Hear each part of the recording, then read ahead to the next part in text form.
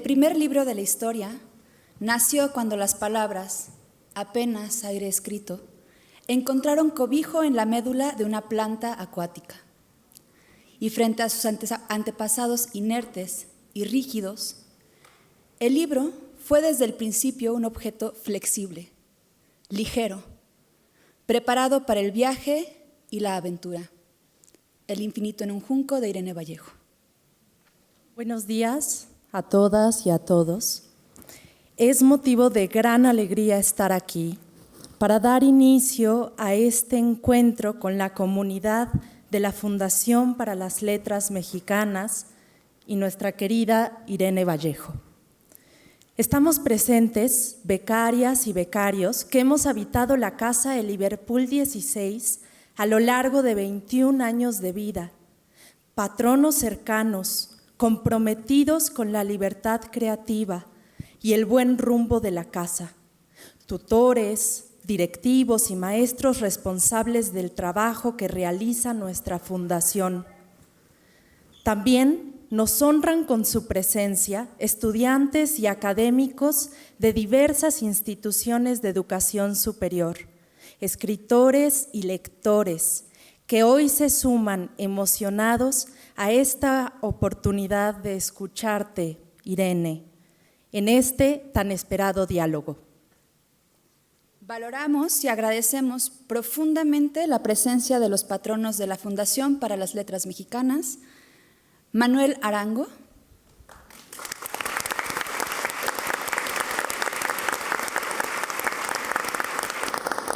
Bernardo Quintana,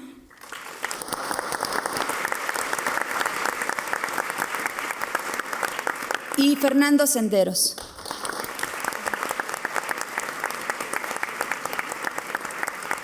Sin ustedes este encuentro no sería posible. Agradecemos también la presencia del excelentísimo embajador de España en México, don Juan Duarte.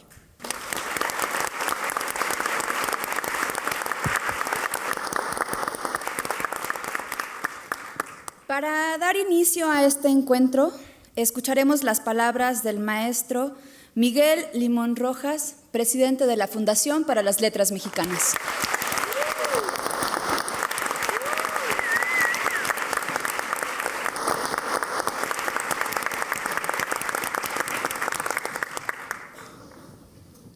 Muy buenos días a todos y a todas, querida comunidad, invitadas, invitados muy estimados, amigos patronos, muy apreciado señor Juan Duarte, embajador de España en México, muy querida Irene.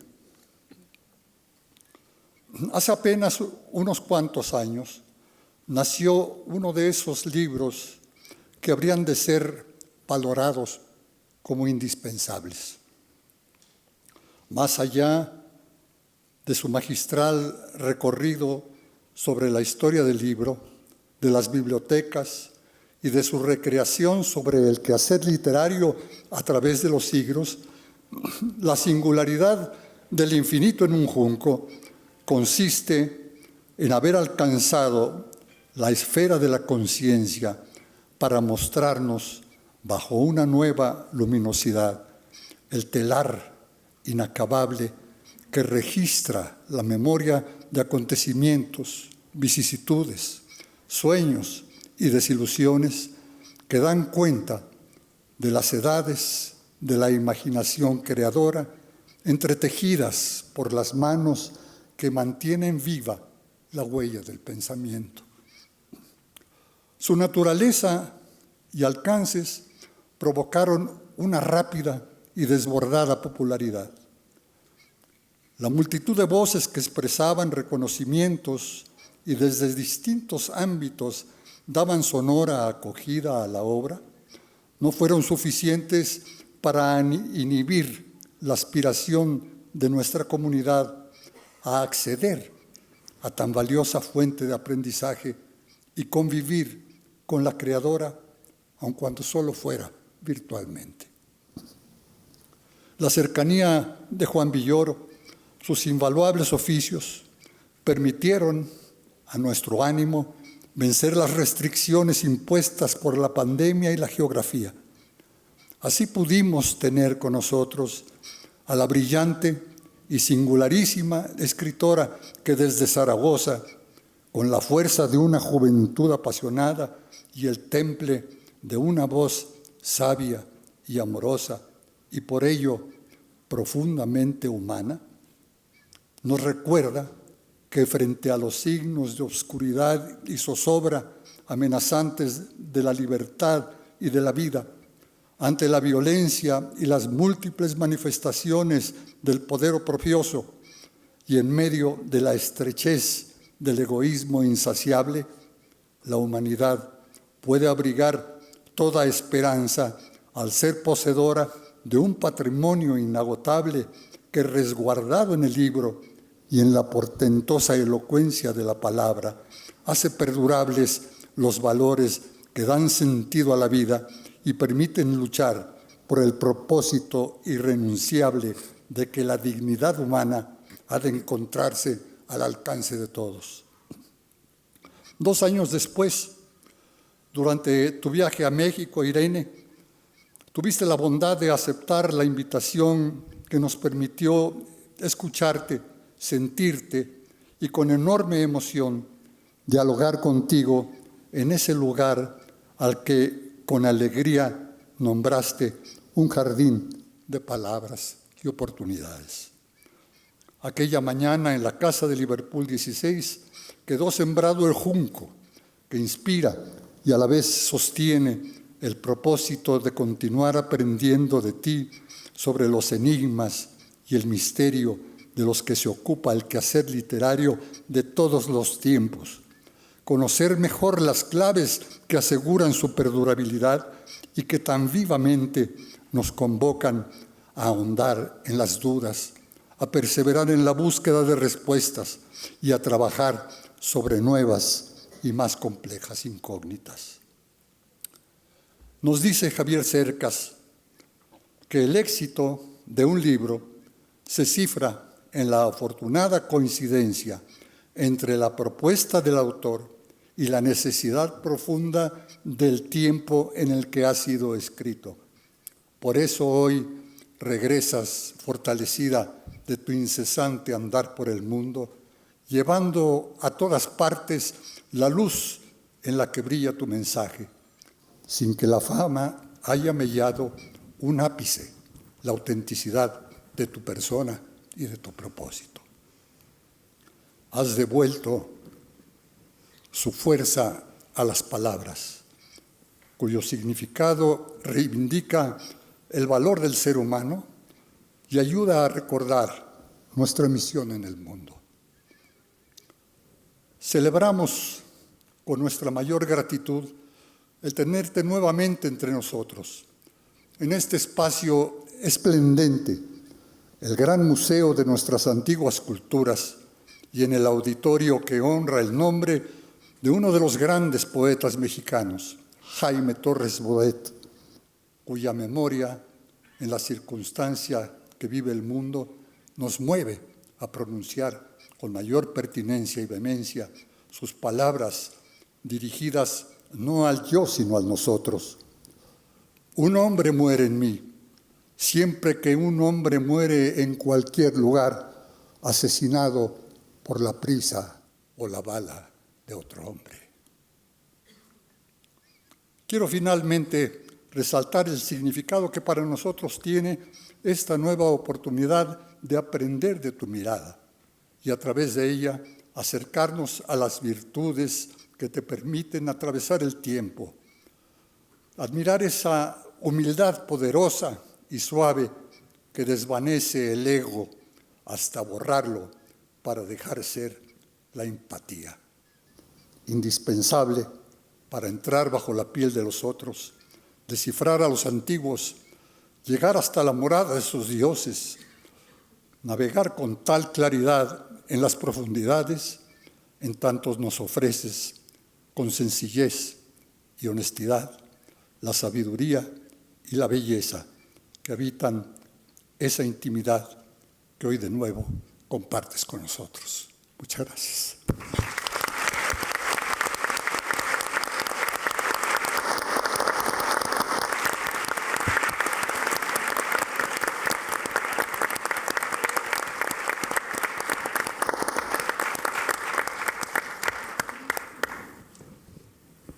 Ahora tendremos el gusto de escuchar un mensaje de la Academia Mexicana de la Lengua en palabras de un muy querido maestro, don Adolfo Castañón.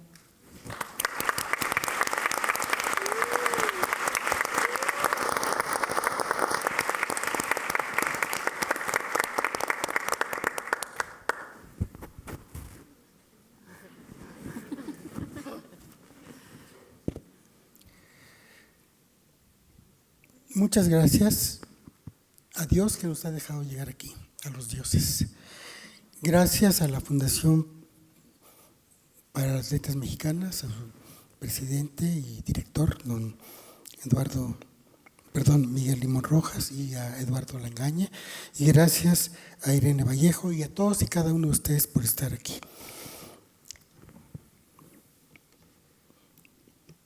Llego a este acto con la respiración entrecortada por la emoción para saludar en persona a la admirada y querida escritora Irene Vallejo Moreu, a quien conocí gracias a su prodigioso libro El infinito en un junco, primera edición 2019, en el año 2021, como dejé constancia en la reseña que del libro hice y que se publicó el sábado 14 de agosto de ese año.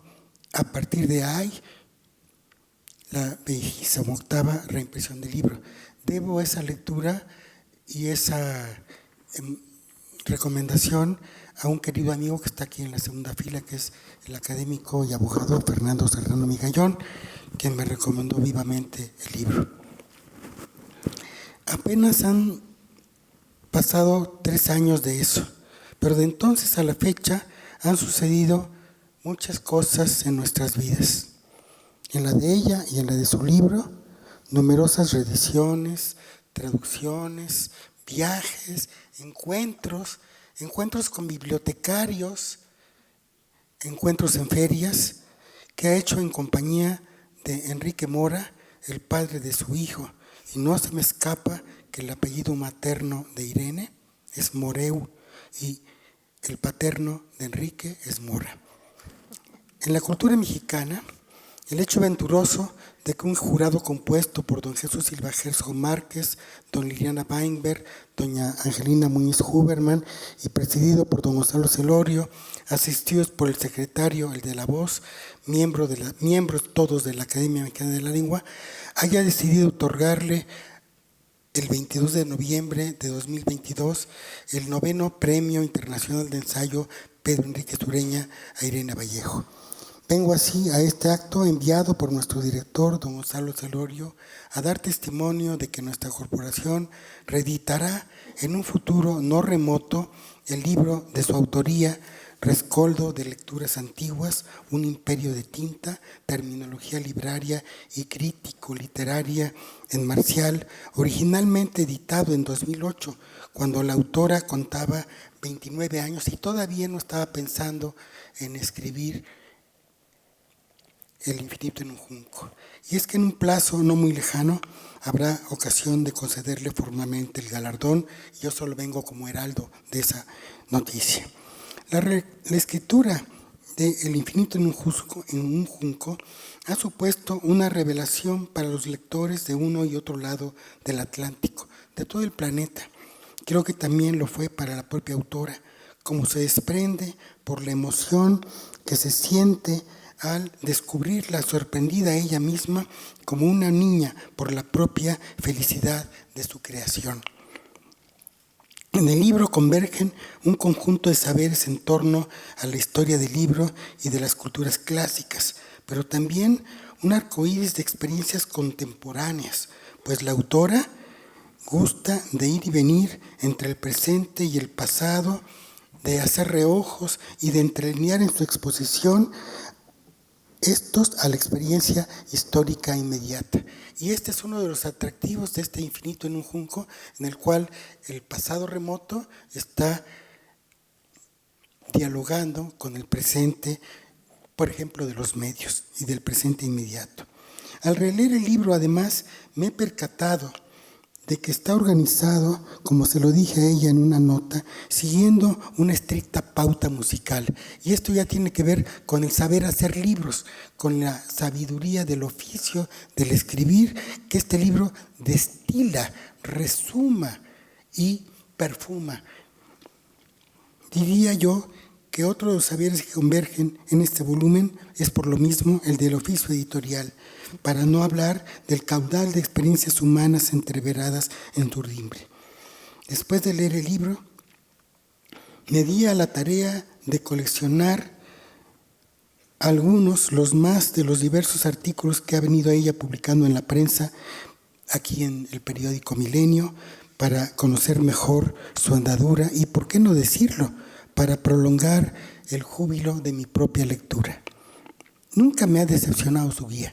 Y siento que Irene es una exploradora tanto del pasado como del presente y del porvenir que nos recuerda, como diría Elena Garro.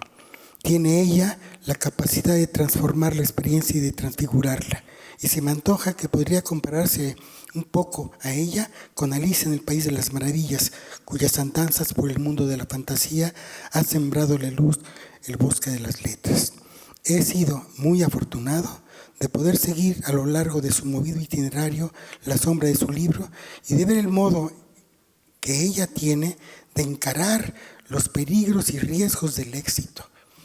Es muy curiosa la forma, a la vez humilde, modesta y audaz, en que ella ha sabido navegar por los torrentes del éxito. También soy afortunado por haber sido invitado por la Fundación para las Letras Mexicanas, presididas por don Miguel Limón Rojas y por el poeta Eduardo Langañe, a este acto en el noble recinto del Museo Nacional de Antropología e Historia, que lleva el nombre del poeta y editor, el poeta y humanista Jaime Torres Bodet, en compañía de los jóvenes creadores que han seguido en México su obra, solo unos cuantos, y de algunos de sus lectores. Aquí presentes hay por lo menos dos, que son Lourdes Eguiluz y Eduardo Mejía. También saludo de paso la presencia del señor embajador de España, Juan Duarte. Irene Vallejo es el nombre de una creadora que, además de su magnética obra El infinito en un junco, sostiene desde hace años colaboraciones periodísticas cuyos comunes denominadores se inscriben en la apología de las humanidades clásicas y de la lectura misma desde un horizonte nunca divorciado de la actualidad, como atestiguan el futuro recordado y Alguien habló de nosotros. Y yo me pregunto siempre cómo le hará para estar escribiendo entre viaje y viaje estos artículos prodigiosos. A esos pliegos se añaden fábulas como la del silbido del arquero, que recrean las figuras de Eneas y de Virgilio y que evocan la profunda intuición de Robert Graves acerca de la identidad femenina del creador de las sagas homéricas. Pues Graves pensaba que Homero era en realidad un seudónimo femenino. No es casual entonces que esta novela ponga como epígrafe unas líneas de la novela de Ana María Matute en su inolvidable Olvidado Rey Gudú. Dice Ana María Matute: algunas victorias no son ni gloriosas ni recordadas, pero algunas derrotas pueden llegar a ser leyendas y de leyendas pasar a ser victorias. Precisamente esta figura mayor de las letras españolas es una de las puertas invisibles que sostienen el reino sugerente de la heredera de María de Sayas y de Emilia Pardo Bazán, para evocar un par de nombres sólidos en la cadena de tejedoras de la memoria. Pero hay otra silueta, a la vez más secreta y de calcinante resplandor, que es la de María Zambrano, la autora del Hombre y lo Divino y sobre todo de La tumba de Antígona. Y es que la inteligencia de la autora de Claros del Bosque me parece por demás cercana para explicarme mejor a mí mismo la prodigiosa arca de Irene Vallejo Moreu, quien no ha perdido el contacto con el silencio del que viene de lo más profundo del bosque. Y tal vez por estas razones, en febrero de 2020, la Fundación de Gremios de Editores de España le encargó a Irene el manifiesto por la lectura para que fuera la voz que acompañara la petición de un pacto de Estado por la lectura y el libro, y que ojalá que ese pacto lo firmaran no solo en España, sino todos los países que están en la órbita panhispánica. Gracias, en fin, a la Fundación para las Letras Mexicanas, a la Academia Mexicana de la Lengua y a la memoria secreta, taciturna, magnética de el hombre de tres patrias, Pedro Enríquez Ureña, autor que nombra el galardón que le otorgó la Academia y que en algún momento dado formalmente le daremos a Irene Vallejo. Gracias a todos.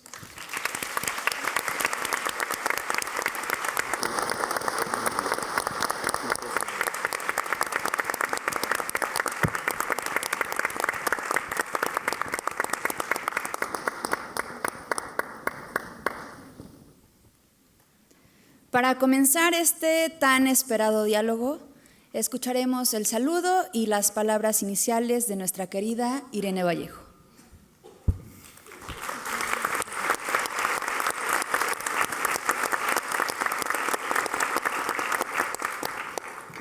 Quiero darles las gracias.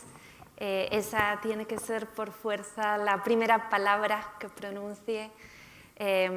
Gracias a la Fundación para las Letras Mexicanas, gracias a la Academia Mexicana de las Letras, gracias autores, autoridades, lectores, embajador, gracias por haber preparado este encuentro, esta charla, esta conversación con tan delicada atención a cada detalle, desde las flores al espacio, la compañía, el lugar, los discursos con los que me han arropado, la hospitalidad maravillosa que siempre encuentro en estas tierras y que me hace pensar y remontarme en la historia con emoción a la hospitalidad que aquí encontraron los exiliados españoles cuando vinieron huyendo de la guerra civil y encontraron no solo los brazos, sino las universidades y el mundo intelectual abierto para poder seguir desarrollando sus carreras, su creatividad y para sentir que esta tierra era también una nueva patria. Eso lo agradezco especialmente, es algo que me conmueve y me envuelve cada vez que piso este país y creo que nunca daremos las gracias con suficiente intensidad por aquello y por lo que significó también para la España peninsular la capacidad que ustedes tuvieron de recibir y perpetuar la cultura española que había sido expulsada de nuestra patria. Gracias.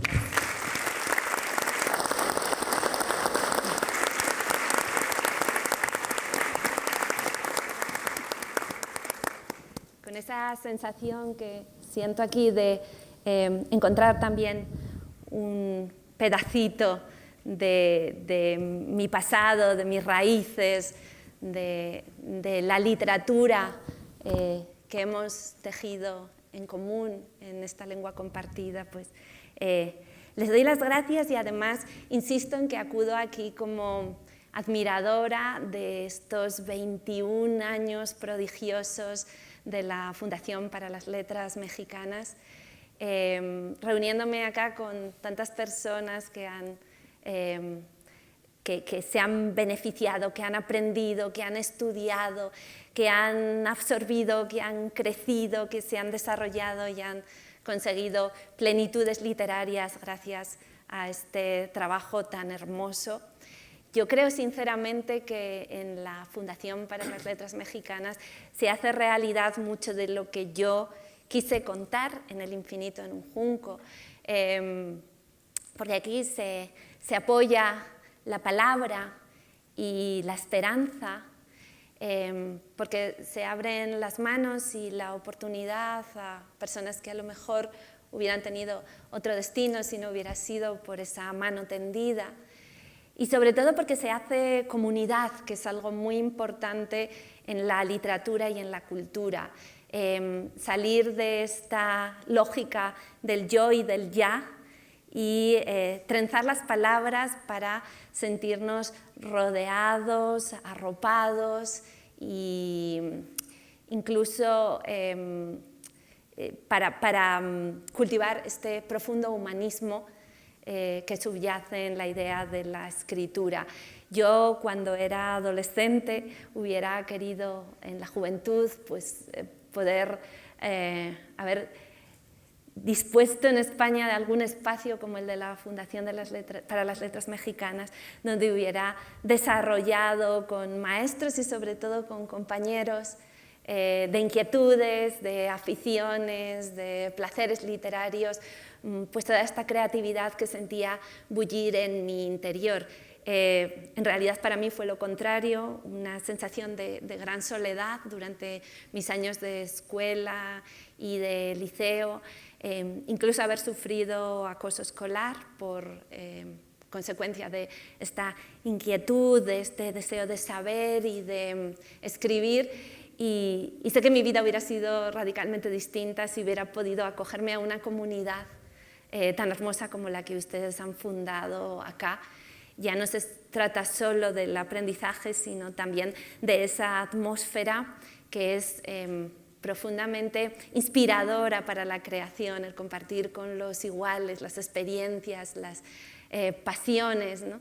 Y no tener que abrazarlas en soledad. Por todos esos motivos, creo que esta labor es tan esencial y que se convierte en un hito dentro de esta cadena que yo he querido retratar en El infinito en un junco, de aliados de la palabra, de salvadores de los libros y de la literatura, de humanistas profundos que se empeñan en apoyar este caudal de la creación que no se agota nunca, pero que sí es cierto que necesita apoyo, reconocimiento, respaldo, acompañamiento.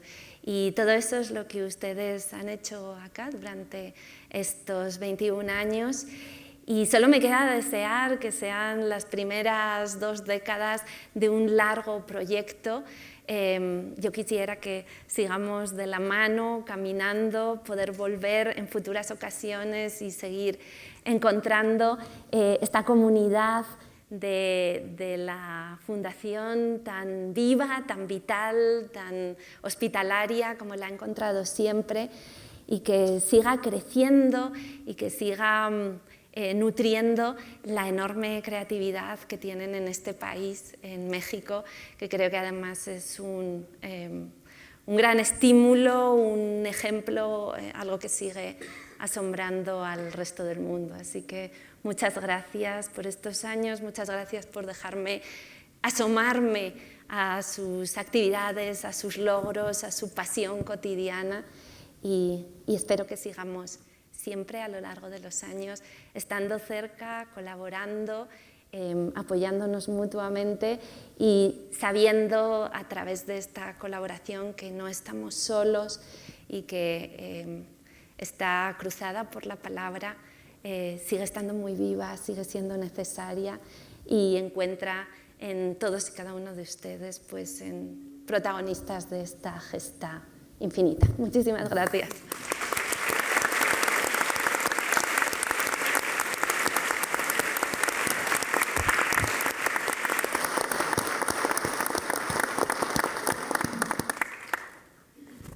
Hoy nos martillean con el mensaje de que la historia, el arte, la geografía y las filologías no son útiles, que el mercado laboral no los necesita. Rechazo cualquier definición de lo útil que no incluya la belleza, la creatividad, la comunicación, los idiomas y la comprensión del mundo que fue y del que nos rodea. Necesitamos espacios donde esto se comprenda, se cultive y se enseñe. Los sueños de mis fantasmas, de Irene Vallejo. Es un gusto presentar a mis compañeras. Diana del Ángel, quien es doctora en letras, poeta, narradora, investigadora literaria, y Anayeli García, narradora, editora y doctora en letras por el Colegio de México. Vamos a aplaudir.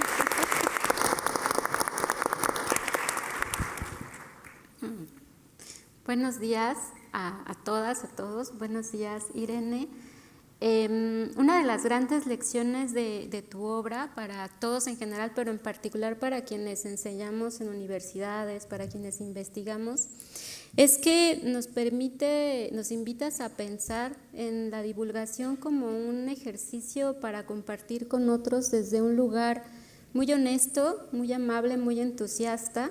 Y por ello me gustaría abrir esta conversación pidiéndote que nos hables un poco acerca de las herramientas que despliegas en tu escritura para lograr tener este alcance tan humano y tan universal. Gracias por la pregunta, demasiado generosa en su formulación. La realidad es que yo empecé trabajando durante una década en la universidad como investigadora de la historia de la lectura y de los libros. Gracias a la historia de la lectura aprendí que esa es realmente una disciplina que podemos aprender, la historia de la lectura de Alberto Mangel, por supuesto, el escritor argentino-canadiense. Allí fue donde descubrí que la historia de la lectura existe como disciplina, que la lectura no ha sido igual en todas las épocas, sino que es un ritual que depende de cada época, de las circunstancias, de los lugares, de los espacios, de los cánones, de las circunstancias de acceso a la lectura y a los libros y de la propia naturaleza de esos libros. A eso dediqué una década en la Universidad de Zaragoza, también durante mi tesis en la Università degli Studi di Firenze, en Oxford, y durante todos esos años publiqué mi tesis y artículos académicos, siempre sintiendo dentro de mí que muchas veces esas publicaciones nacen demasiado orientadas a especialistas, pero que aquí había un mensaje que tenía un alcance más amplio, una relación muy profunda con los grandes debates de la sociedad actual sobre la importancia de las humanidades, sobre su papel en la sociedad en la que vivimos, sobre la importancia de la lectura para construir y afianzar sociedades democráticas, y sobre aspectos que son vitales en la vida de todos nosotros y de cada una de nosotras. Entonces, llegó el momento en el que me planteé convertir todos esos trabajos de una década de estudios universitarios en un libro, en un ensayo que tuviera mayor alcance, que pudiera ser hospitalario para cualquier tipo de persona interesada en la vida cultural y sobre todo en esta maravillosa aventura de los libros y en definitiva de las palabras para perdurar y atravesar las mareas y las borrascas de los siglos, porque esto también tiene mucho que ver con algunas de las grandes preguntas e interrogantes que nos afectan hoy en día como sociedades. Y en un momento que parecía quizá un poco insólito para escribir este libro, porque acabábamos de tener nuestro primer hijo, estaba hospitalizado, cuando yo realmente pensé que se acababa mi carrera literaria, pues decidí escribir este último libro. Para mí El infinito en un junco era una despedida, era el final de una trayectoria. Era un último agradecimiento antes de replegarme hacia los cuidados de mi hijo, que creía que iba a ser la actividad principal de los años siguientes, de los años por venir, pero decidí escribir este último libro, al menos dejar el resultado de todas esas investigaciones previas formulado de una manera que pudiera llegar a un público más amplio y que pudiera, de alguna manera, participar quizá en esos debates contemporáneos. aunque en realidad ni siquiera tenía la certeza de poder acabar el libro o de poder publicarlo. Pero de alguna manera sentí que antes de marcharme de la literatura, antes de dedicarme a los cuidados por completo, necesitaba poner por escrito, digamos de una manera sintética, todo lo que había aprendido y toda mi deuda con los libros y con la lectura. Y así es como nace El infinito en un junco. Y debo agradecerles a los alumnos que tuve, a mis estudiantes en la universidad, un descubrimiento clave que luego sería esencial para escribir El infinito en un junco de la manera que lo hice, y es que creo que quienes enseñamos aprendemos más que nuestros propios estudiantes. Yo me di cuenta, cuando daba clases, de la fuerza de las historias. Muchas de las sesiones suelen ser una exposición de conceptos abstractos y después, cuando ya hemos compartido el grueso de la materia difícil y exigente, viene a continuación una anécdota, una historia, un relato, una biografía. Es casi como una distensión en el ambiente, ¿no? Como una forma de relajarnos y de contar algo que sea entretenido y agradable después del esfuerzo intelectual. Pero en los exámenes yo me di cuenta de que la mayoría de mis estudiantes recordaban mucho mejor esas anécdotas, que eran casi la propina, ¿no? El regalo, que las ideas esenciales que yo había intentado transmitir de una manera abstracta, estructurada. Y entonces reparé en que desde Homero en adelante las civilizaciones han intentado transmitir su sabiduría, sus hallazgos, su memoria, sus genealogías, su historia a través de relatos. Y los relatos han sido la forma que ha tomado el conocimiento para pasar de generación en generación. Y seguramente fue así mucho antes, en esa época previa a la invención de la escritura, de la que apenas podemos conjeturar cómo sería por aquel entonces la educación y la transmisión del conocimiento. Es decir, ¿y si tuviéramos un cerebro narrativo? ¿Y si son las historias lo que nos llega más hondo? Porque comporta emociones, porque nos pone en la piel de otras personas, porque nos hace identificarnos, entender las luchas, los esfuerzos, los deseos, las pasiones, las persecuciones de otros seres humanos como nosotros, que han puesto en juego toda su vida y todas sus capacidades para llegar a saciar esa sed de conocimiento y para hacerlo llegar a otras personas y transmitirlo al futuro. Y entonces me planteé a mí misma un reto. Voy a intentar contar todo lo que yo he investigado y he averiguado durante estos años como un tapiz de historias, como unas 1001 noches de la historia de los libros. Va a ser una forma de entretejer relatos, de buscar siempre una vida, una biografía, un paisaje, un escenario, un lugar, un momento, una lucha, una persecución, un peligro, ¿no? Que el libro estuviera siempre en movimiento, que fuera... que evitara ser estático, que el dinamismo de los relatos lo fuera moviendo y se convirtiera como en un gran cuento tradicional, como el de Camerón, como Las 1001 noches, pero al mismo tiempo contenga dentro de él todas esas historias reales, auténticas, históricas, y también su resonancia emocional para todos nosotros. Y de esa manera utilicé todas las herramientas que había aprendido de la literatura de ficción para reconstruir otras épocas, para crear atmósferas, para fomentar esas identificaciones, ¿no? Para crear siempre suspense y movimiento y aventuras, y eso ponerlo al servicio de la enseñanza, ¿no? De la transmisión del conocimiento. Y esa fue de alguna manera el experimento o la búsqueda o el intento que me llevó a escribir de esta manera el infinito en un junco.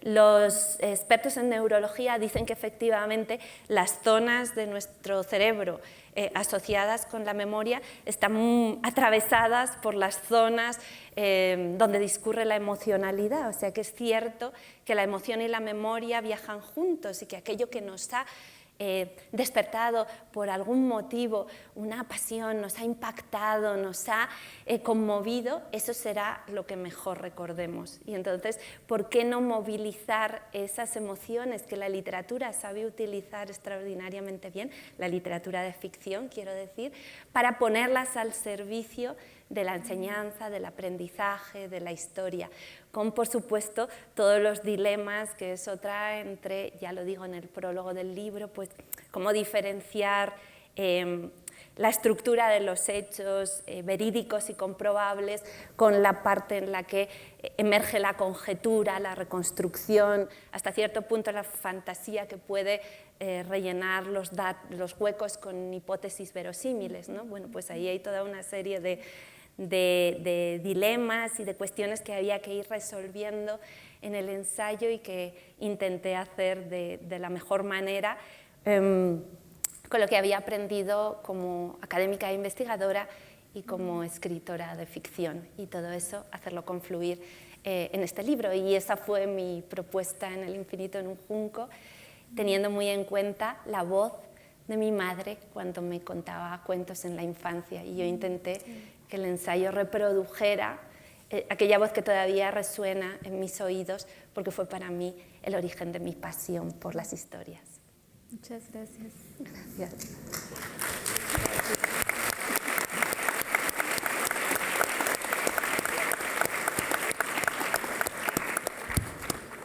Hola Irene, buen día.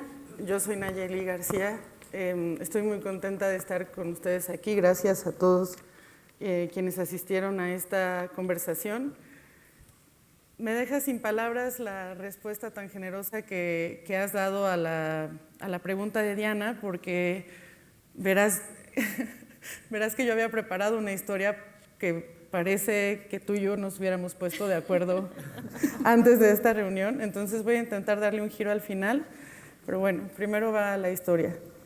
Algo propicio para la palabra debe haber en el agua o en el aire del estado de Jalisco, porque esa tierra nos entregó a uno de los escritores más destacados de nuestra lengua y también a uno de los filólogos más brillantes. Juan Rulfo, autor de Pedro Páramo y El llano en llamas, nació en 1917 en el pueblo de San Gabriel, a poco más de 1 hora de distancia de Autlán, donde 5 años después nació Antonio Alatorre.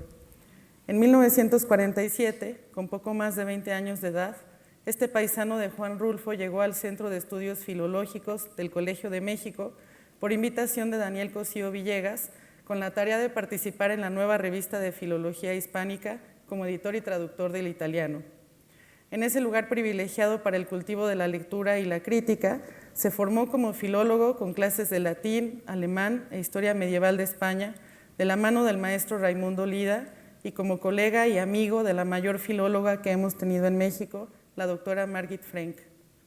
La publicación de su libro, Los 1001 años de la lengua española, en 1979, fue uno de los frutos más notables de todos esos años de crecimiento, junto a investigadores literarios y lingüísticos de talla internacional que llegaban a nuestro país de visita o en busca de refugio.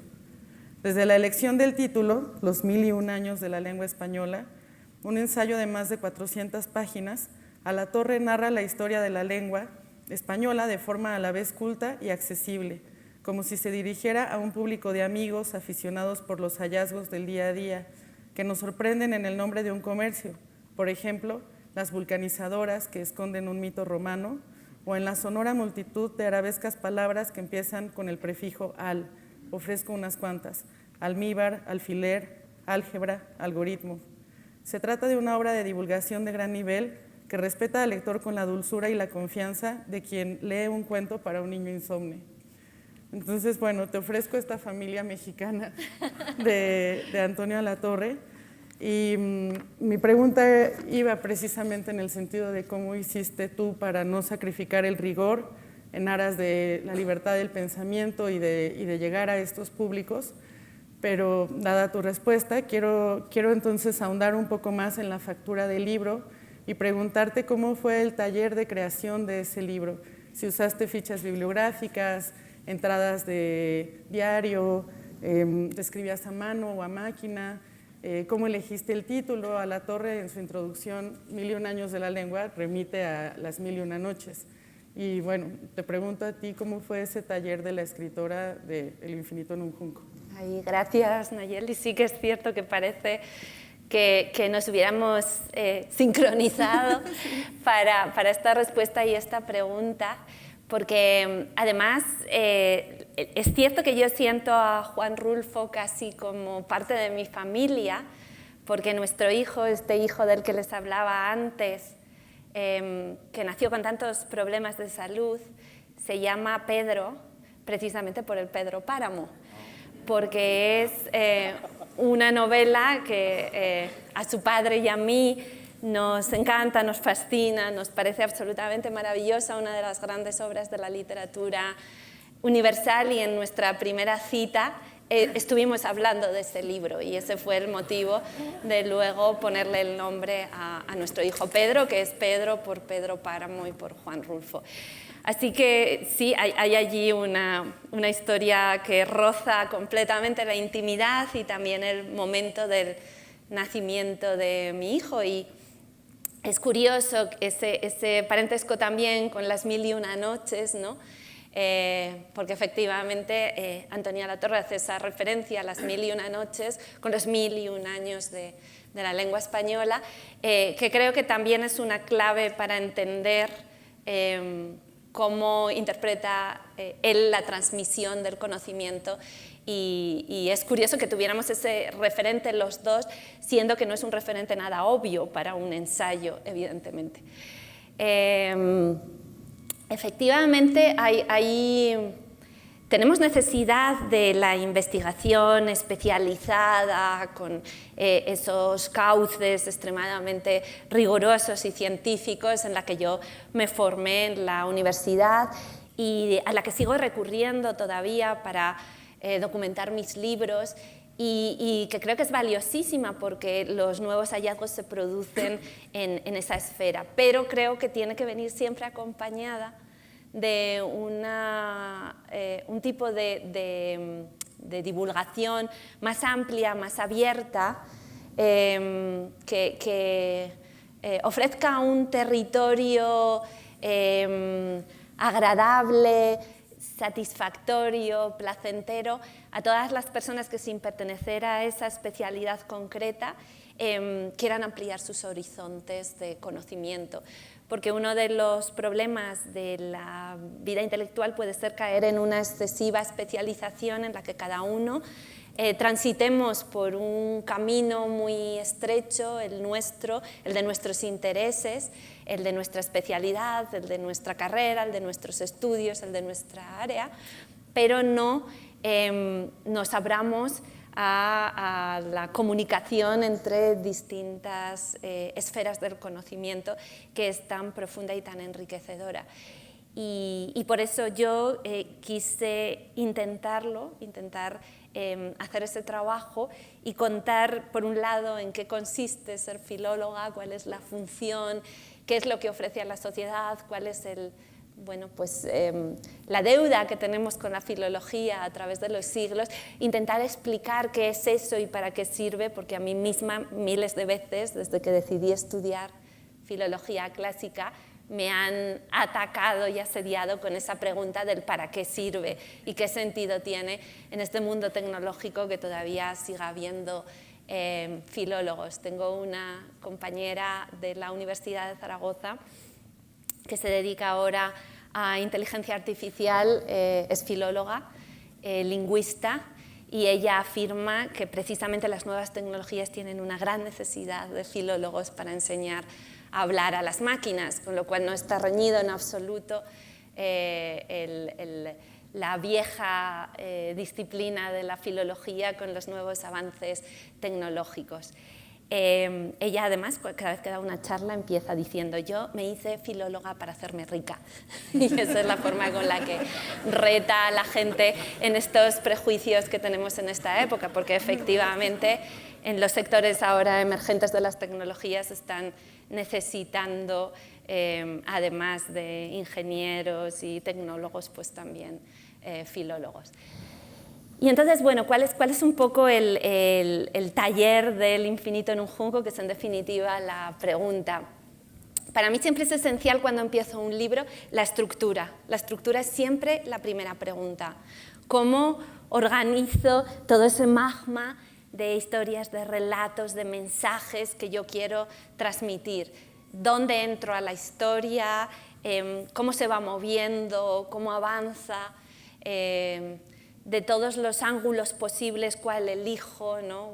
Cuántos narradores, cómo avanza la historia, va a tener un recorrido cronológico u otro distinto que sirva para organizar el material, ¿no? Esa es siempre para mí la primera pregunta y posiblemente la que más tiempo me requiere hasta que encuentro una respuesta satisfactoria. En el caso del infinito en un junco estaba bebiendo de mi tesis y de investigaciones posteriores, pero no utilicé ni una sola línea, literalmente, de esos trabajos porque quería hacer algo totalmente diferente. Entonces, en el despacho donde trabajaba cuando salía del hospital de cuidar a mi hijo, coloqué papel de embalar en una pared y fui colocando posits de distintos colores. Cada color obedecía una temática: literatura contemporánea, cine, música, biografías, aspectos técnicos del formato de los libros, partes autobiográficas personales, géneros literarios de la antigüedad, la Biblioteca de Alejandría, que tenía un color propio, ¿no? Y entonces iba colocando las anécdotas que yo quería contar, como en ese mapa del libro, antes de escribir una sola línea, y los iba modificando, ensayando distintas formas de colocar la información para conseguir el objetivo que yo quería, que era además que ese tapiz de historias fuera muy variado, o sea, que se fueran alternando los colores y no hubiera demasiadas anécdotas que pertenecieran a la misma línea de pensamiento seguidas. Y ese fue ¿no? Jugar con ese puzzle, discurrir y pensar y pasar muchas horas discurriendo delante de él, fue estimulante y además me devuelve un poco a esa idea de que escribir tiene algo de juego infantil llevado a la vida adulta, ¿no? Entonces estaba como colocando las piezas del puzzle para conseguir los efectos que yo quería, para saber en qué momento tenía que entrar cada historia, cada episodio, los cambios de tiempo, el movimiento, y que al mismo tiempo nunca se perdiera el hilo conductor principal, porque eso es importante cuando una historia cambia constantemente, ¿no? Hay muchas digresiones, pero nunca tengamos la sensación de ir a la deriva, y entonces estaba la estructura muy férreamente preparada antes de empezar a escribir. Y tengo una anécdota sobre ese mapa del libro, porque cuando por fin, después de 4 meses en cuidados intensivos, le dieron el alta a mi hijo y llegó a casa y bueno, pues empezó ya a dar sus primeros pasos, a gatear, el lugar preferido de la casa al que él se sentía llamado era precisamente al despacho prohibido donde estaba ese mapa. Y entonces le iba trepando por la pared y arrancando mis posits, y yo lo veía llegar con los puños llenos de posits arrugados y sabía que había habido otro ataque a la estructura de mi libro. Hasta que al final tuve que empezar a hacerle fotografías con el móvil para guardar las sucesivas versiones, y luego lo cubrí con papel de plástico, ¿no? Lo cual era totalmente contradictorio con la, ¿no? con la libertad de cambiar de sitio los posits, pero es que si no, corría peligro constante.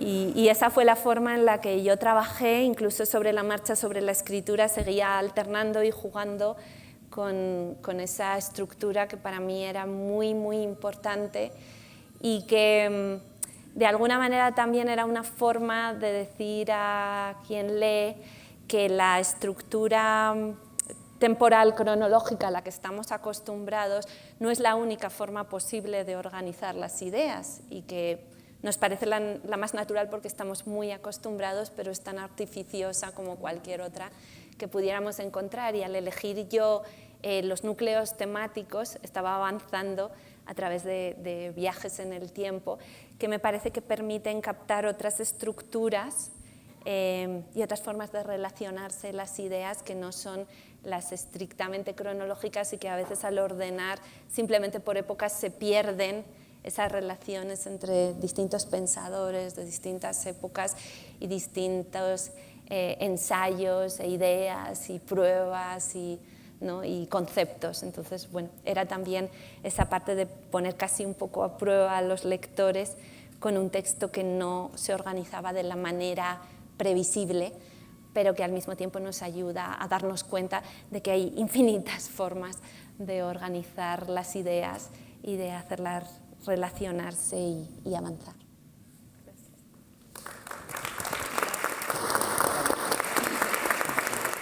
Sí, como Pedro Páramo, efectivamente. Como Bien. Pedro Páramo, decíamos. Para continuar con este maravillosísimo diálogo, damos paso a la participación de Hernán Bravo Varela, poeta, ensayista, traductor y editor del periódico de poesía de la UNAM, y a Laura Sofía Rivero, ensayista, docente, editora y doctorante por el Colegio de México.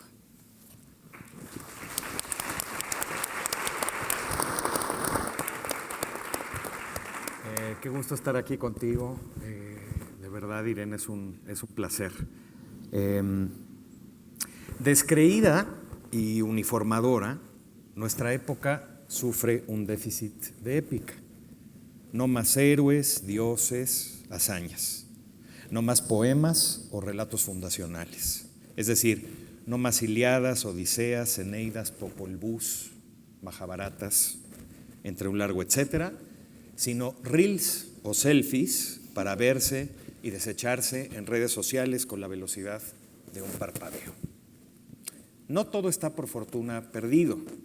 El lento deshielo de la épica ha permitido, entre otras cosas, el florecimiento de la novela. Y es ni más ni menos en una novela tuya, que aquí ya se ha mencionado por el maestro Castañón, El silbido del arquero, donde madre e hija, el poema épico y la novela, se cuentan mutuamente sus secretos y una historia en común, la de Eneas al concluir la guerra de Troya. Esa historia en tu prosa se funde con la del poeta Virgilio, quien, como sabemos, a petición del emperador Augusto, escribiría la gran epopeya romana. En fechas recientes, la ensayista italiana, con la que has conversado, por cierto, fascinantemente, y ustedes pueden tener constancia de ello por YouTube, la ensayista italiana Andrea Marcolongo también ha emprendido un viaje al corazón de la Eneida, como tú, en su libro El arte de resistir. Y también, como nuestra invitada de lujo, Irene Vallejo, se ha planteado la reivindicación de los clásicos, no solo como una tarea dichosa y urgente de la cultura, sino como una reserva de imaginación y de coraje para el difícil porvenir de nuestra especie. ¿Es posible, en tu opinión, Irene, restituir los plenos poderes de la mitología en un mundo, al parecer, desprovisto de ella? ¿Vivir, pensar y crear de nuevo bajo su hechizo? Hernán, madre mía, qué pregunta tan hermosa, tan literaria. Casi desearía guardarla por escrito, es maravillosa. No, es ciertamente quizá uno de los impulsos esenciales de todo lo que escribo es recordarnos ese cordón umbilical que nos une al pasado, no como una carga o como un lastre o como una fatalidad por el hecho de repetir los mismos errores, los idénticos acontecimientos, sino porque yo creo que el pasado es un enorme tesoro de experiencias que tenemos a nuestra disposición y en el que aprender, en el que nos hemos forjado. Creo que los seres humanos vivimos una vida más amplia que el estrecho trayecto de nuestros años de vida, gracias a que nos abrimos al pasado y que imaginamos el futuro. Y entonces tenemos dos vías de escape de esta realidad asfixiante a nuestro alrededor. Y creo que ambas están relacionadas, porque el hecho de contar con todas esas variadas experiencias del pasado es lo que nos permite proyectarnos e imaginar cómo sería el futuro. Entonces somos realmente la única especie que conoce el pasado con una proyección tan antigua y la única especie que tiene esta capacidad de predecir o de imaginar o de construir o de esculpir o de soñar el futuro de una manera tan intensa, y creo que ambas están relacionadas. Entonces, para mí las mitologías, y no necesariamente la mitología griega o romana, todas las mitologías, porque las mitologías son ese precipitado de la sabiduría humana transformado en historias, como decía antes, ¿no? Esas historias de la mitología no son solo relatos fascinantes para entretenernos, son la enciclopedia de todo lo que nuestros antepasados consideraron valioso para transmitirlo a la posteridad, y le dieron esa forma de historia porque sabían que las historias son el vehículo que permite viajar a través del tiempo al conocimiento y a la sabiduría.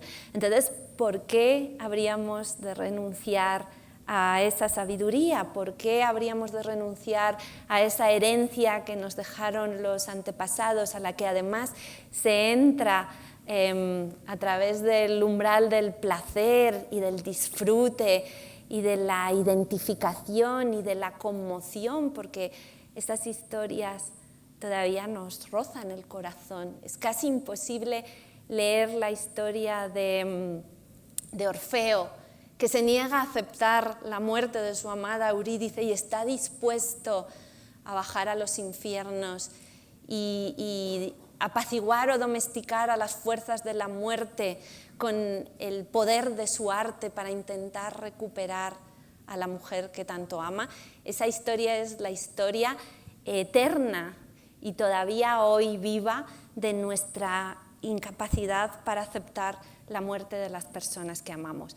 Esto es lo esencialmente humano, y creo además que hablando de este tiempo presente que también ha descrito Hernán en su pregunta, ¿no? En el que nos disgregamos, nos enfrentamos, nos polarizamos, a veces daría la sensación de que somos incluso incapaces de entendernos.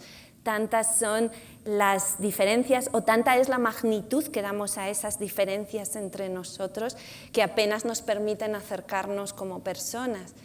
Pues yo creo que frente a esa idea, a ese empeño que tenemos en nuestro tiempo de magnificar las pequeñas diferencias, leer a Safo o a Eurípides o a Heródoto o a cualquier autor de las grandes tradiciones de la humanidad y sentir que vibramos al unísono con sus palabras, nos demuestra que hay algo mucho más importante y mucho más esencial que compartimos todos y cada uno de nosotros. Y eso me parece que es un mensaje muy poderoso para este tiempo. Nos estamos empeñando en destacar lo que nos diferencia, pero que pocas veces reparamos en todo lo que nos une, en todo lo que compartimos, en todo eso que es lo esencialmente humano y es de lo que tratan las humanidades. Y los mitos precisamente se centran en eso. Son unas historias literariamente muy curiosas porque no son nada realistas, no intentan reproducir una época concreta, unos detalles precisos, ¿no? Son la abstracción máxima de la historia, son las emociones, los argumentos, las pasiones, los miedos que nos mueven. Casi se diría que un manual de instrucciones de la humanidad condensado en esas historias. Y por tanto viajan en el tiempo porque no nos exigen conocer una determinada época o una mentalidad, sino que nos apelan a algo que está ya dentro de nosotros y que se mueve y que responde y que se emociona y que se conmueve ante esas historias.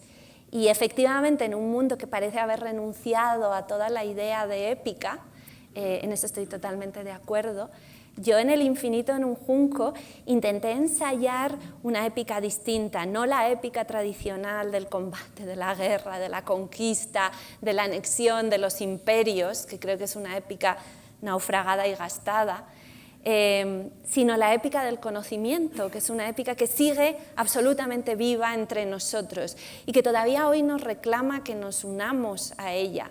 En estos años he tenido la ocasión de compartir experiencias y conversaciones con promotores de lectura, con bibliotecarios, con mediadores, con maestros y educadores de distintos continentes, muy especialmente en Latinoamérica.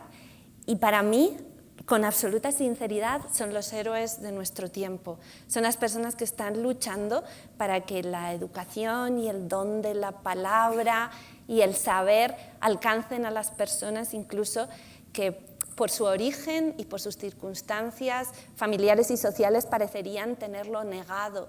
Esa es una lucha por las oportunidades de todos, por acabar con los abismos de las diferencias de oportunidad y de las desigualdades.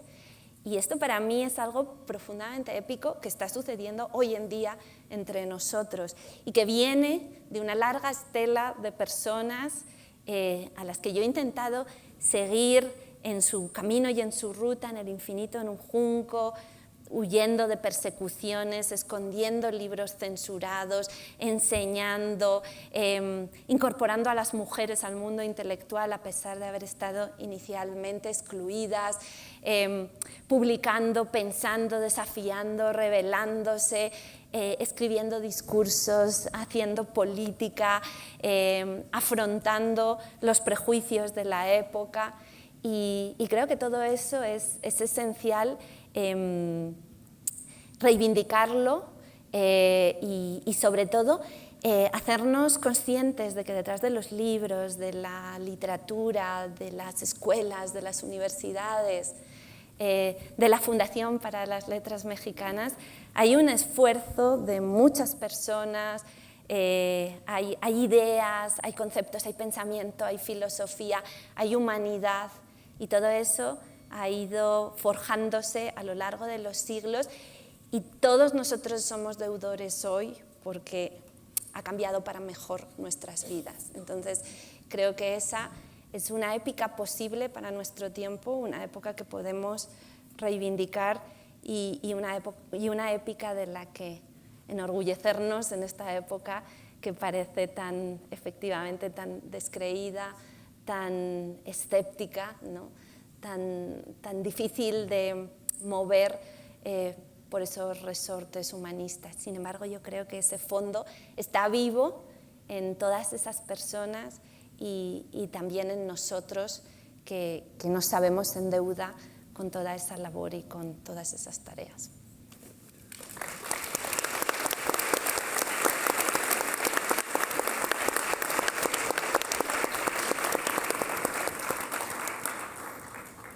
Aunque ahorita estamos en este auditorio portentoso que igual y puede intimidarnos, realmente estamos entablando un diálogo muy familiar entre comunidad, que somos entre nosotros muy cercanos entre sí, y quizá por eso me gustaría compartirles una anécdota heredada de generación en generación.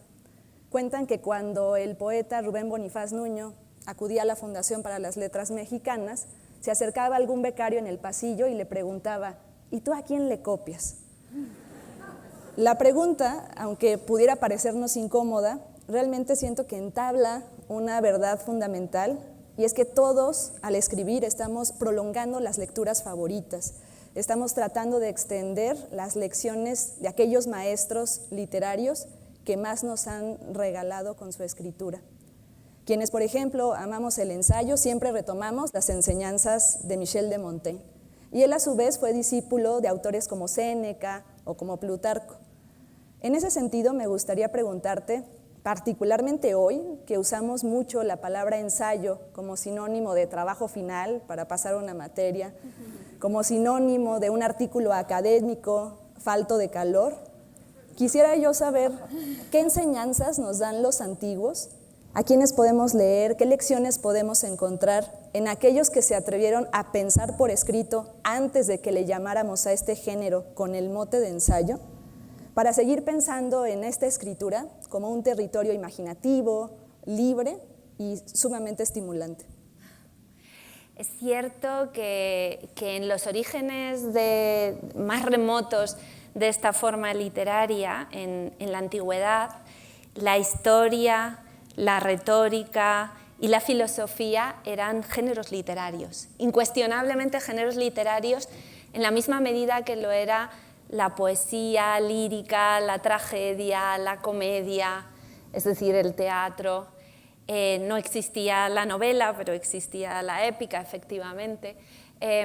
Todos esos géneros estaban en pie de igualdad en un territorio para el que aún no existía nombre, porque la palabra literatura es posterior, pero todos eran ramales de un mismo río, es decir, que se practicaban con atención al contenido, pero también con un especial amor a la palabra, al lenguaje, a las imágenes, a las metáforas, ¿no? A todo aquello que Aristóteles analizó en su Poética.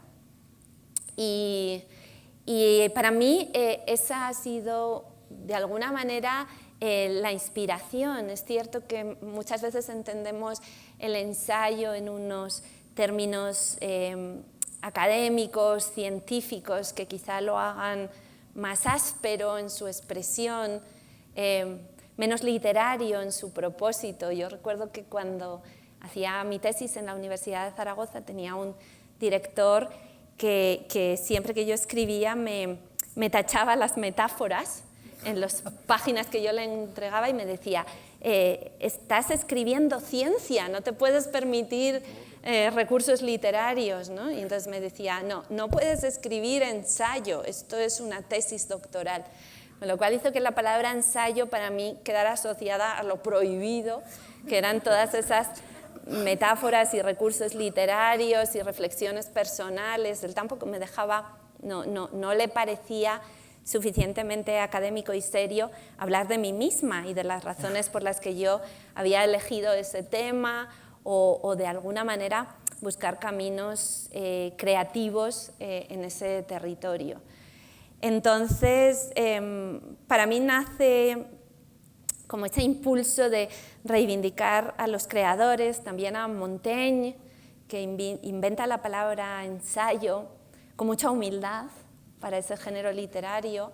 Él lo entiende como unas conversaciones personales con los clásicos, casi como si los invitara a un banquete, ¿no? En su castillo y ellos conversaran y les respondiera. Además, él dice al comienzo, je suis moi-même la matière de mon livre, o sea, yo soy la materia de mi libro. Empieza con un impulso personal, autobiográfico muy poderoso.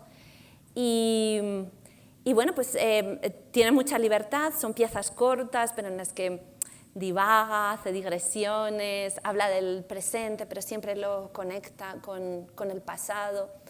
E intenta explorar el mundo con esos tentáculos de palabras, siempre acompañado de la presencia tranquilizadora y magistral de los clásicos, con los que también algunas veces se permite disentir, criticar, quitarles la razón o hacer de árbitro en sus disputas. Es una actitud de mucha libertad, muy amistosa, como quien debate, conversa después de un banquete y esos ensayos nacen como charlas de sobremesa. Luego, otro referente importante para mí es María Zambrano, que ya ha sido aquí mencionada por el maestro Castañón, que ella con su idea de que la poesía puede formar parte de la filosofía y que no está negada la dimensión poética de la verdad, también resultó muy inspiradora, y creo que también es una visión desde una óptica femenina, ¿no?, que incorpora todo lo emocional a la búsqueda del pensamiento, de las ideas y de la verdad.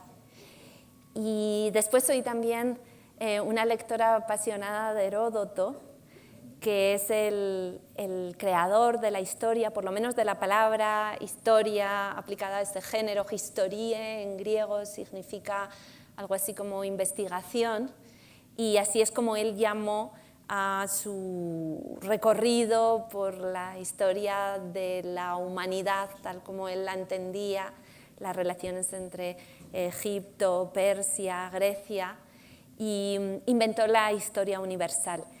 Pero me gusta de su método que también se basa en la conversación. Él era un viajero impenitente, iba por distintas zonas, regiones y países, y hablaba con la gente, los escuchaba sus versiones de la realidad, y luego intentó que en su texto eso formara parte de la textura de la interpretación, y constantemente él refleja distintos puntos de vista en todos los conflictos, el de un lado, el del otro. Y es interesante que cuando habla de las guerras que enfrentaron a los griegos y a los persas, empieza contando el punto de vista de los persas y no el de los griegos. Es un ejercicio intelectual impresionante el preguntarse por la versión del otro, del supuesto adversario, del enemigo. Y creo que también eso, ¿no?, esa idea de la historia como flujo de historias, de pequeñas historias, de personas encontradas en el camino y de distintas versiones sobre lo mismo, es enormemente contemporánea y valiente para su época, y allí también he encontrado inspiración. En definitiva, creo que se trata de poner el placer al servicio del aprendizaje, que es algo que ya decía Horacio en la antigüedad, porque cuanto más gozoso sea el acto de intentar aprender, averiguar, entender este mundo tan complejo y tan confuso, más fácil será que nos embarquemos ahí. Y el estilo literario es, creo, un regalo, una forma de cortesía hacia quien lee, la claridad, la poesía, la emoción, que son ingredientes esenciales de nuestra forma de mirar el mundo. Muchas gracias. Gracias.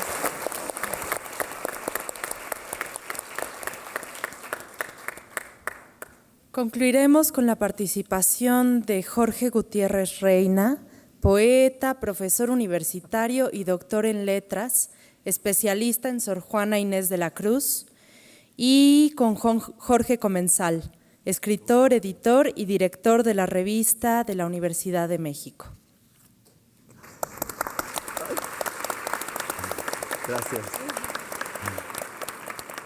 Pues, hola, muy buenos días. Hola, Irene. Yo quise aprovechar, dije, ya que estás aquí, vamos a hacer 2 preguntas. Puedes responder solo una o media y media, como tú quieras.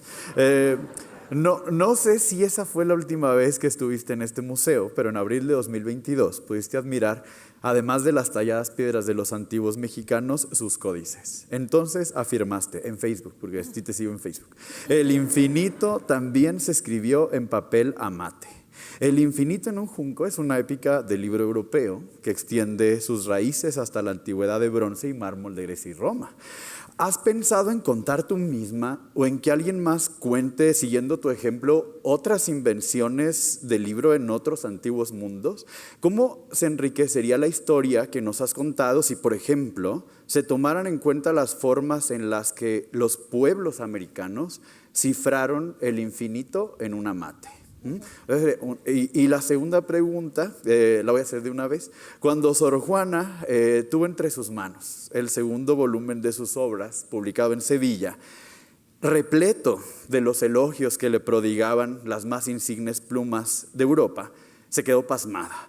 En esos elogios ya no se reconoce, no estaba ante sí misma, sino ante su leyenda. Entonces escribió estos versos: y diversa de mí misma, entre vuestras plumas ando, no como soy, sino como quisisteis imaginarlo. Tu libro ha cambiado la vida de muchas personas, pero me imagino que sobre todo la tuya. ¿Cuál es la relación de Irene Vallejo con la otra Irene Vallejo? Es decir, con la figura autoral, ¿no? El personaje que se ha creado a raíz del tremendo éxito del Infinito en un Junco. Dos grandes preguntas.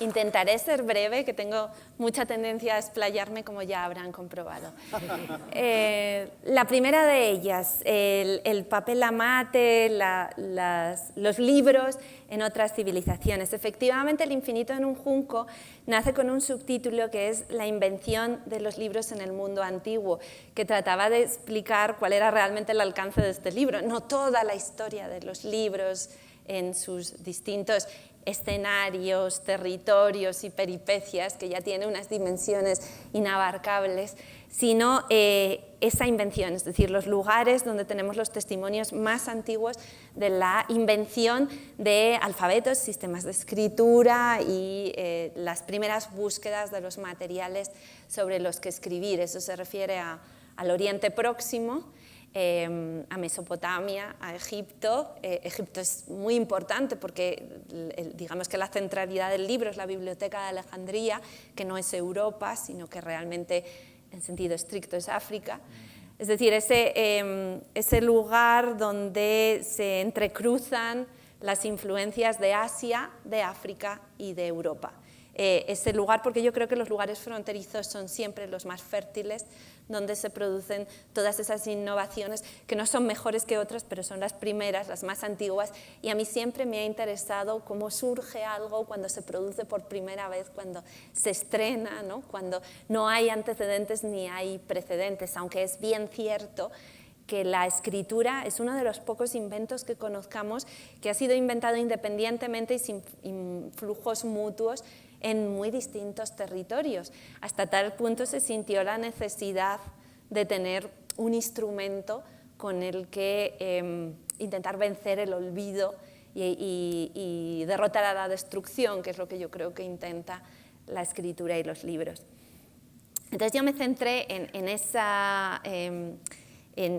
esos enclaves donde todo empezó y donde todo se hizo por primera vez, aunque es cierto que hay muchos viajes al mundo contemporáneo, y realmente en el manuscrito que yo entregué a mis editores de Siruela había un tercer capítulo. Uno primero está dedicado a toda la oralidad y Grecia, el segundo a Roma, y había un tercero que se titulaba Los siglos que los libros vivieron peligrosamente, que hablaba de la época medieval europea, y entonces se abría a los primeros contactos con América y el descubrimiento también de esos códices mesoamericanos, de los quipus, de la civilización inca y de otras manifestaciones de escrituras y de libros en otros territorios, y también indirectamente se abría el espectro a Asia por la llegada del papel, ¿no? Y que finalmente confluye con los códices y da el modelo de libro que ahora nosotros disfrutamos, ¿no? Entonces intentaba como en esa tercera parte hablar de todas esas confluencias y abrir un poco el espectro geográfico, pero mis editores pensaron que El Infinito en un Junco era un libro que solo iban a leer profesores de latín y griego en España. Y que sí, es cierto, porque quiero decir, nuestras expectativas iniciales eran muy humildes. No pensábamos que este libro fuera a tener ni remotamente el impacto que ha tenido. Yo lo digo además con aprecio por mi editorial, que quiso publicar este libro sin tener enormes expectativas de éxito, solo porque le gustaba. Pero es cierto que me dijeron, bueno, probablemente lo van a leer profesores de humanidades, de latín y de griego, vamos a centrarnos un poco, no nos dispersemos excesivamente en el tiempo, y vamos también pues, a intentar que el libro sea más breve, no vaya a ser que ahuyentemos a los pocos lectores que se interesan por él. Entonces, ya es un libro de 500 páginas y efectivamente pues eso puede resultar disuasorio. Entonces, ellos me hicieron esa propuesta y yo desgajé esa tercera parte que ahí está, esperando en otro momento ser como el punto de partida. Pero claro, durante todos estos viajes yo me he dado cuenta de que cada uno de esos temas y que cada uno de esos escenarios que yo he conocido en mis viajes a Japón, a China, por México, por Perú, por tantos países, pues necesitan un estudio y una preparación que yo ahora en este momento como especialista en Grecia y Roma no tengo. Entonces soy consciente de que allí hay un trabajo pendiente que por supuesto si lo hicieran especialistas en la materia sería muy bienvenido. No descarto buscar la manera también de crear un nuevo libro a partir de esa tercera parte desgajada, pero muy consciente y con mucha humildad de que hay mucho estudio por delante antes de llegar a poder trazar una perspectiva general sobre también todos esos territorios y todas esas creaciones que aquí en este museo pude ver lo complejas, sutiles y bellísimas que llegaron a ser.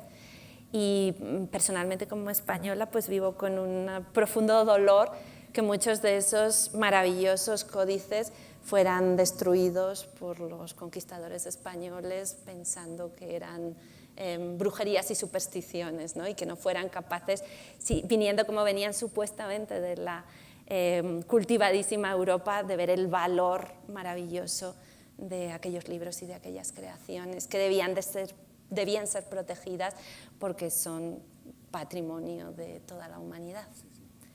Y la segunda pregunta era sobre la otra Irene. Hay una frase que mi hijo Pedro dice constantemente. Alguna vez, como todos los niños, se esconde para darnos un susto y cuando nos asustamos, que además sobreactuando para darle la satisfacción, siempre responde con una frase que es que solo soy yo, como diciendo no tengáis miedo, no soy un monstruo, solo soy yo. Entonces esa frase, que solo soy yo, que dice mi hijo, es una frase que yo pienso muchas veces cuando voy por el mundo y pues vivo momentos como de esta mañana, con estas maravillosas intervenciones previas de Miguel Limón, del maestro Castañón, todas sus preguntas, y estoy aquí escuchándolas con esa misma frase en los labios, que solo soy yo, ¿no? La misma que dice mi hijo.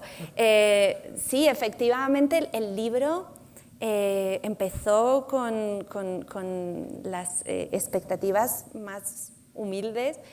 De hecho, iba a ser una despedida. Yo pensaba que no podría escribir más libros y que al no poder tampoco acompañar realmente a este infinito en un junco, pues que sería un libro que pasaría muy desapercibido y que marcaría el giro hacia otra vida, otros intereses, otras preocupaciones, otra dedicación. Llevaba muchos años mi familia preguntándome cuándo iba a buscar un trabajo de verdad, porque de la literatura no cumple requisitos.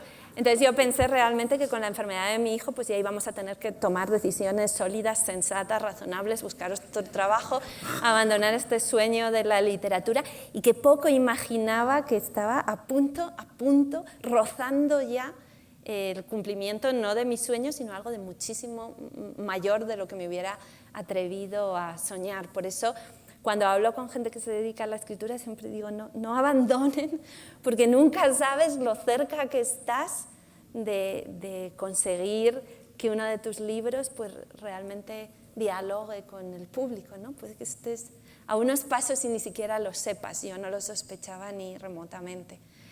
Entonces, estos 5 años han sido extraordinarios por todas las experiencias que me han permitido disfrutar, sobre todo las personas a las que he podido conocer, porque yo creo que siempre lo más importante nos llega a través de la sabiduría de otras personas. Y Y en la medida que el infinito en un junco haya podido pues, dar más presencia o reconciliar a las personas que se dedican a todos los oficios del libro con la importancia histórica de su labor, pues me siento muy, muy feliz de haber podido dar ese pequeño empujoncito desde fuera, ¿no? a la labor de las bibliotecas, a la labor de las escuelas, de los centros culturales, de toda la promoción y mediación de la lectura, que creo que son tareas esenciales, maravillosas, que están construyendo un porvenir mejor, pero que habitualmente no están en los titulares de la prensa ni de los noticiarios, ni reciben la atención y el foco que merecerían. Entonces, de verdad ha sido emocionante ver cómo todo lo que yo contaba se está haciendo realidad en muchos lugares, desde el Chocó de Colombia, en Chile, en Argentina, ahora en el Perú, donde también he estado recientemente y he podido compartir experiencias en las zonas andinas, ¿no? Todos esos lugares aparentemente abandonados, pero donde hay tantas personas que están luchando por llevar la palabra. Así que me siento muy, muy privilegiada por haber tenido esa oportunidad después de los años de quedarme en Zaragoza cuidando a mi hijo, ahora de repente que se abra el mundo de esta manera para poder visitarlo y aprender y escuchar y conversar y conocer y vivir todo este cúmulo de experiencias. Y la verdad es que yo solo espero algún día estar a la altura de todo lo que he recibido en estos últimos 5 años, que ha sido extremadamente generoso y que, bueno, esta mañana es una manifestación más de esa misma generosidad.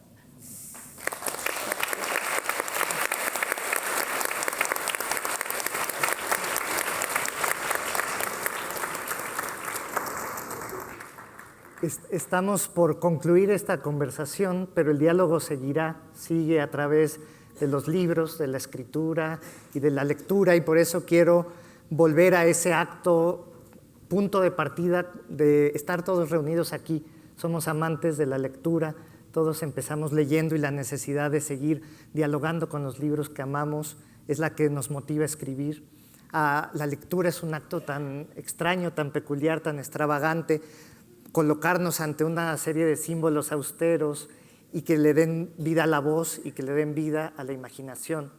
Y fascinado por ese acto que muchos vaticinan de manera pesimista que está en problemas, en decadencia, en desventaja frente a otros muchos estímulos de los medios, El infinito en un junco es una hermosa refutación de ese pesimismo. Somos una tribu muy grande, la tribu del junco, la tribu de quienes vivimos para leer y también para escribir en la comunidad de la Fundación para las Letras Mexicanas. Y con eso quiero volver también a la primera Irene, la lectora, la que se enamoró de la lectura y la que tal vez nos pueda compartir algo que nos ayude a seguir creyendo en la posibilidad del contagio de este milagro que es la pasión por leer, por disfrutar, todo eso que nos podemos comunicar y que nos acerca a través de esos signos que son las palabras. Sí, gracias. En realidad la primera Irene fue la Irene que escuchaba cuentos antes de saber leer. Y creo que esa circunstancia es muy importante para entender por qué he sentido siempre esta curiosidad ante los libros, porque mis papás se sentaban en mi cama cuando yo tenía 2, 3 años y abrían el libro en su regazo y empezaban a leerme cuentos, fábulas, mitos. Y claro, yo amaba esas historias, me parecían absolutamente fascinantes, pero me intrigaba el propio proceso, porque yo no sabía leer todavía. Entonces, yo veía los libros, de hecho pasaba mucho tiempo simplemente pasando páginas y mirando atentamente esos objetos, y como ya he contado en El infinito en un junco, a mí lo que me parecían eran hileras de hormigas pasando por un fondo blanco. Y esas hormigas, estaba claro que a los adultos les contaban cuentos, pero a mí no. Entonces, a mí ese fenómeno me intrigaba mucho. ¿Por qué esas patitas de insecto les desvelaban tales secretos y maravillas a mis padres y a mí no? ¿Qué pasaba? ¿Qué tenía que suceder para que esos animalitos, esas hormigas, hablasen? Y eso dice que creo yo que mirase los libros con esa clase de asombro que en la mayoría de los casos hemos perdido ya, porque los libros son un objeto habitual, ¿no?, cotidiano. Y como decía Aristóteles, es que la base de la filosofía y del pensamiento es el asombro, pero para asombrarse hay de alguna manera quizá que verlo desde fuera. Y a los libros ahora nos cuesta verlos desde fuera. Entonces yo era esa niña que veía allí a mis papás leer y pensaba que leer era un poder que tenían los adultos, del que los niños estaban excluidos y que yo tenía muchas ganas de penetrar en esos secretos y saber cómo era posible que esos objetos tuvieran tantas historias y tantas maravillas allí guardadas, pero en silencio, que eso era lo que más me sorprendía. Entonces, por eso en El infinito en un junco me interesa mucho ese gozne, esa transición de las culturas orales a las culturas escritas, y esa operación extrañísima que hemos hecho de enseñar a los ojos a escuchar. Y no es poca cosa realmente, porque yo me sitúo en la cultura oral, en las culturas orales, que en realidad son la mayoría de nuestro tránsito como seres humanos. Escribimos y leemos desde hace 2 días, entre 5.000 y 6.000 años, que es ayer mismo en tiempos cronológicos y antropológicos. Por tanto, esto de escribir es de ayer mismo, pero toda nuestra historia, todo nuestro recorrido con la palabra se forja de forma larguísima. El 99% de nuestro recorrido en el mundo es prehistoria y un 1% es historia, es escritura. Por tanto, somos ese último pestañeo. Los libros son lo suficientemente nuevos y recientes como para que nos sorprendamos y nos admiremos de tenerlos a nuestro lado. Por otro lado, los libros son lo suficientemente antiguos como para que ya en todas las épocas hayan ido decretando su final, su muerte, su defunción, el estar al borde del abismo, porque eso lo vemos desde el mismísimo Sócrates. Ya Sócrates está diciendo que la invención de la escritura es la decadencia completa, porque en el momento en el que colocamos nuestra sabiduría en los libros ya no está dentro de nosotros, ya no la memorizamos, ya no forma parte de nuestro cuerpo, sino que la externalizamos a un objeto. Esto es el fin de la sabiduría, del conocimiento, de la cultura. Ya a partir de ahí vamos hacia abajo, en declive, ¿no?, hacia el abismo. Y desde entonces, en todas las épocas, se ha dicho lo mismo. Es curiosísimo leer documentos antiguos, pero ya incluso anteriores a los griegos, egipcios, mesopotámicos, y ya están diciendo: ya las cosas no son como eran antes. Esta juventud está degenerando.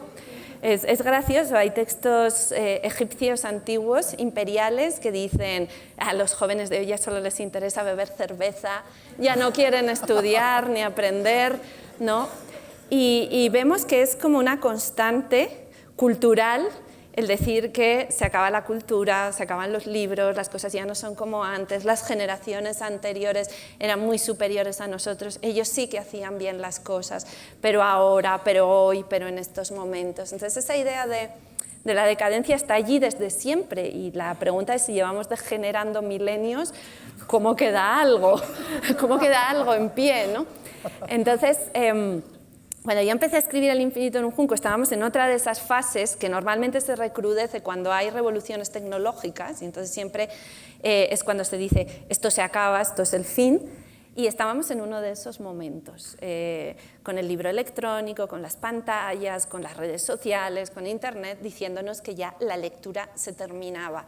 Y lo estaban diciendo incluso los gurús de las grandes ferias internacionales. En la feria de Frankfurt decían que para el 2020 ya no habría libros en papel, sino que serían todo, pues que tendrían incluso que cambiar la estructura de los mostradores, porque iban a ser ya solo libros electrónicos, y que se acababa una era y terminaba la lectura como la habíamos visto siempre.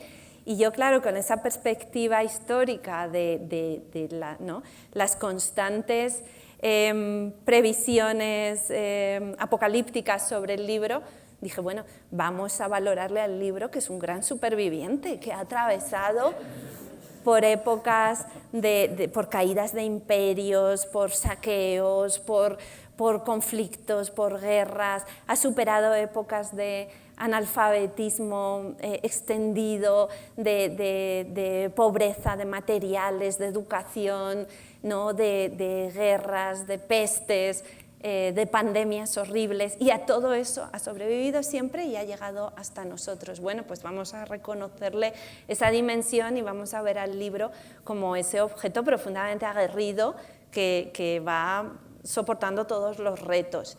Y bueno, de ahí viene de alguna manera mi optimismo frente al pesimismo imperante, y de haber visto que efectivamente todas las épocas caen en esa predicción del fin de la cultura. Yo soy muy optimista, creo que los libros son tan importantes que van a sobrevivir a través de metamorfosis que ahora todavía no podemos imaginarnos, porque los libros son pura metamorfosis, lo han sido siempre, desde el principio.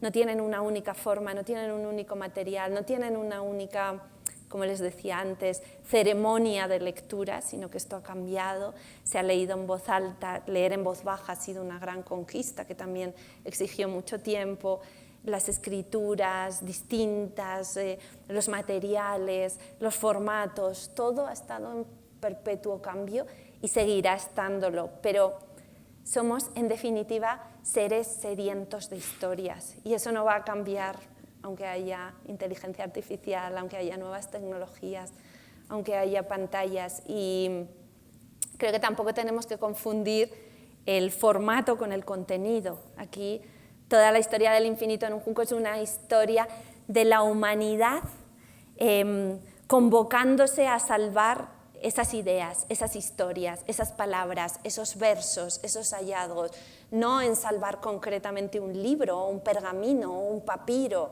o un papel amate, ¿no? Lo importante es estar juntos siempre en la convicción del valor de esas historias, de esas palabras y de esos hallazgos, y buscando las formas, de maneras siempre creativas, de salvarlas y de legarlas al futuro, porque el futuro tiene derecho a reclamarnos la conservación de todo ese tesoro. Y en eso yo soy contracorriente y contra todo pronóstico muy optimista. Gracias. Gracias.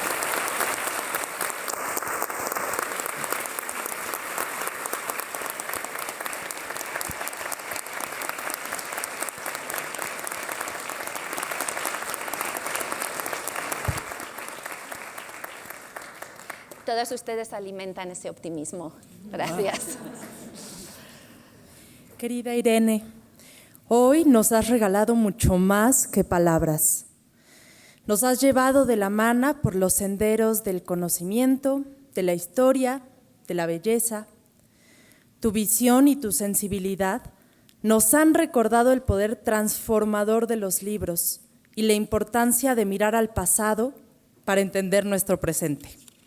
A nombre de todas y todos los aquí presentes, queremos agradecerte profundamente por compartir con nosotras y con nosotros tu tiempo, tu voz, tu mirada tan cálida. Este encuentro será, sin duda, uno de esos momentos que llevaremos durante mucho tiempo resonando en nuestras mentes y sobre todo en nuestros corazones. Gracias por tu generosidad, por tu inspiración y por recordarnos una vez más que en las palabras habita el alma de todas las civilizaciones. Agradecemos de corazón a todas las participantes y los participantes, al maravilloso equipo de trabajo de la Fundación para las Letras Mexicanas, a todo el personal de este precioso recinto que nos recibió esta mañana y a todos ustedes quienes con su presencia han dado vida a este encuentro. Y que tengan un excelente día. Muchísimas gracias.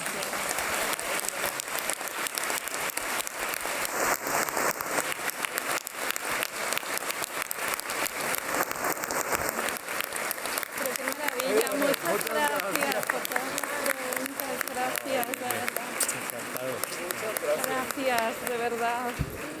Gracias. Gracias. ¿Qué preguntas?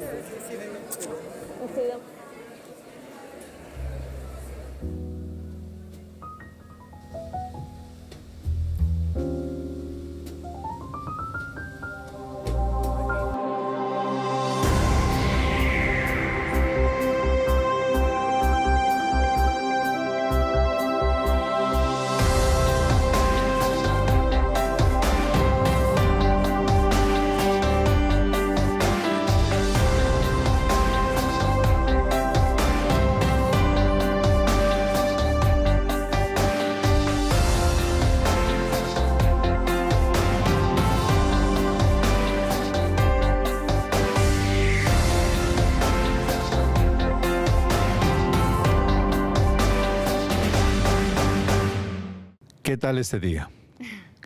Si tuvieras que redondear con esas hermosas palabras que nos has compartido el día de hoy, ¿cómo redondearías este día? Redondearía esta mañana inolvidable con un homenaje a lo que ha significado para mí el arte, la cultura y la creatividad mexicana desde mi infancia, donde ya encontraba los libros entre los estantes de mis papás. No solo las palabras, la poesía, las narraciones, las novelas, ese libro fundacional que para mí es el Pedro Páramo de Juan Rulfo, sino también el cine, la arquitectura, el arte, las culturas prehispánicas. Creo que todo eso es tan vibrante y tan emocionante que me ha nutrido, y ver cómo gracias a la Fundación para las Letras Mexicanas se sigue cuidando de este jardín, se lo riega, se lo embellece, se fortalece esa vitalidad incansable de su cultura, pues es una razón para sentirme esperanzada y saber que seguiré disfrutando de estos frutos magníficos y fascinantes durante muchos años. Larga vida. Enhorabuena y muchísimas gracias. Felicidades, Irene. Gracias, muchísimas gracias por su hospitalidad.